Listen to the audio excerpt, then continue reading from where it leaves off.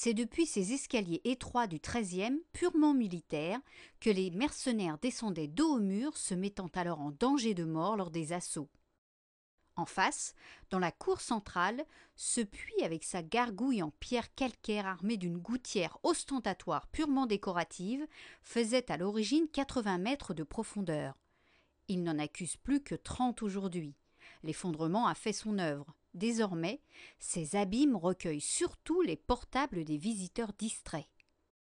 À l'intérieur, un escalier 14e irrégulier à souhait mène aux caves.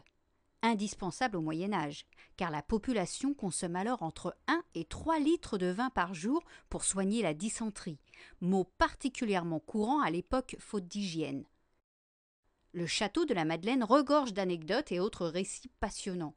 Située sur les hauteurs de Chevreuse, cette forteresse est intimement liée à l'histoire de France. En 1306, Philippe le Bel et l'impératrice de Constantinople y séjournent.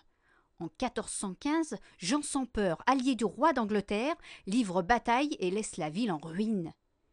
Au XVIe siècle, les guerres de religion font rage et le château, déclaré félon, est finalement épargné par Henri IV lui-même. Ici, c'était au XVIe siècle, c'était le bastion catholique d'Île-de-France. C'était le pouvoir central de l'anti-pouvoir protestant, il fallait vraiment en découdre.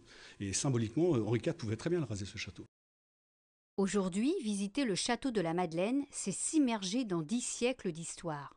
Le donjon, la tour des gardes, sœur jumelle de la tour de la Bastille et une croisée d'ogives purement décorative, le bourgeois singe le noble, première période bling-bling de l'histoire, sans oublier une vue imprenable du haut des remparts depuis lesquels les visiteurs peuvent contempler le bourg de l'an 1000.